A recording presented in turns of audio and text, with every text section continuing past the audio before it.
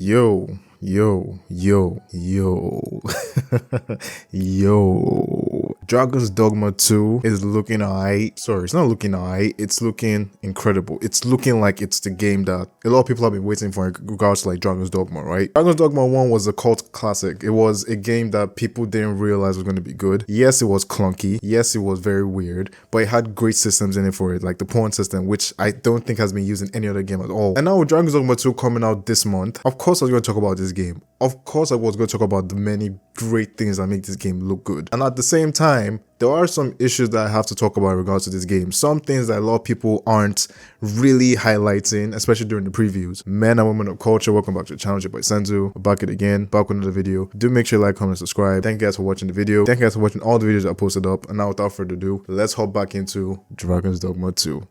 Dragon's Dogma 2, for people that don't know, is an open world, semi-open world RPG game that has to do with you being able to control a person called the Arisen, who was someone that was killed by a dragon, but is now giving powers to whatever. I'm pretty sure it's going to follow the same story as the original Dragon's Dogma 1 or Dark Arisen if you ever played those games. The thing with Dragon's Dogma 2 is it has a lot going for it, especially with the previews, especially with the trailers, especially what we've seen so far, especially in a time when Final Fantasy VII Rebirth came out the year before.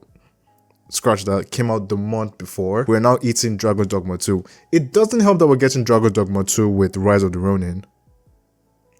Rise of the Ronin? Shadow of the Ronin? But there are a couple of things about Dragon's Dogma 2 that I'm looking forward to, and there's one thing that I'm not particularly happy with. The very first thing, of course, is the combat style. It's Capcom, aka CAPGOD, apex of their game, especially when it comes to things like Monster Hunter. You can obviously tell Dragon's Dogma 2 has a lot of Monster Hunter spirits in it in regards to just you being able to climb monsters, combat styles, different physiques, different fighting styles, different builds. It's like your typical action RPG game, but with more depth into it. And this is me coming off of just looking at the trailers, looking at the preview, looking at how things look, and just looking at all the greats. I don't know if you guys remember this game, Kings of Amalur Reckoning. It was a very dead-ass game. It was very basic, but the good thing it had going for it was the combat styles, the different builds you could build in Kingdom of Amalur Reckoning. This game hopefully is going to be better, hopefully it's going to be more interesting, but the combat style of this game obviously miles ahead of Kingdom of Amalur, but you can see some similarities in regards to you just being able to make different builds, especially in an action RPG game, and especially in a year Final Fantasy VII Rebirth coming out in the same year. It's crazy. Another thing I'm looking forward to, and I'm pretty sure everyone on Twitter or whatever I call it, X, we don't call it X over here, please. If you call it X, get the fuck out. On Twitter, on Instagram, on TikTok, it's the fucking character creator in this game. People are building literally Timothy Chalamet. People are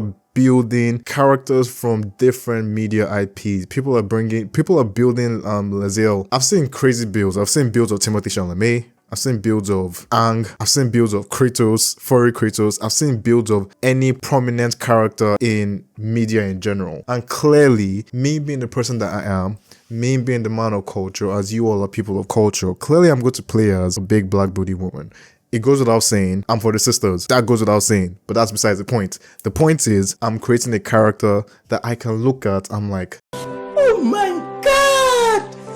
Wow! Anyways, character creator is incredible, combat looks mad. The next thing on top of my head I can think of right now is the whole Monster Hunter feel. Monster Hunter World was probably my introduction into the Monster Hunter universe. Monster Hunter Rise, I enjoyed it. Didn't really sit with it. Monster Hunter World, I probably put in about 70 hours on the PS4. Just the grind got me going. The grind got me going in everything that has to do with Monster Hunter World. Especially the combat, especially just being able to actually team up with people, kill monsters, actually grind, to actually do something well, to actually do something good. That was something I actually truly enjoyed. I'm not entirely sure if Dragon's Dogma 2 has co-op, but it should. I get that you have the pawn system, which helps, especially with AI, especially if, depending on how smart the AI is. I would be surprised if they didn't have co-op down the line, because it's a Capcom game. I mean, literally, all the games they've been making have been co-op, maybe apart from the Resident Evil games. So yeah, Monster Hunter that I'm really looking forward to. And if you ever play Dragon's Dogma or Dragon's Dogma Dark Arisen on the PS3 and on the PS4, you would see, you'll probably know where I'm getting at.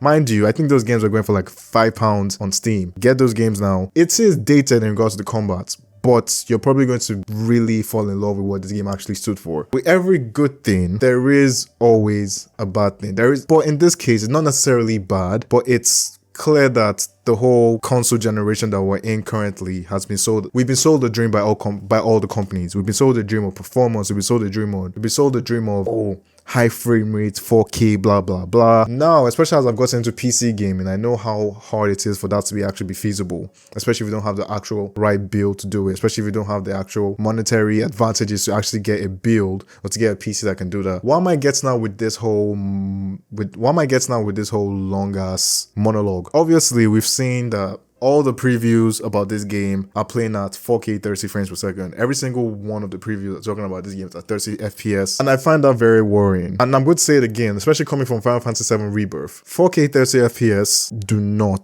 play that game at 4K 30 FPS. Play it at 1080p 60. It's blurry, the Vaseline effect is there. I don't think it's that bad, but I can see how other people might interject and say, yeah, this is bad. Yeah, Dragon's Dogma 2 looks incredible from the trailers, but the performance aspect of it, I'm not too sure about. So I'm obviously getting it on Steam as the PC Master Race. But to be fair with you guys, I think it's going to be fine on PlayStation 5 or Xbox, anyone you guys play on. But preferably, I'll prefer to play this on PC where I can get this at over 60 FPS, 1440p, all the bells and whistles, anything I need. That's just me. So what do you guys think? Leave in the comment section down below if you guys are ready or are really looking forward to Dragon's Dogma 2. I know I am. Of course I am. What are you talking about? I'm going to play as a big black bloody woman. Of course I am. What? Me? But yeah, what do you guys think? Leave in the comment section down below. Thank you guys for watching the video. Hope to hear from you soon. Peace out.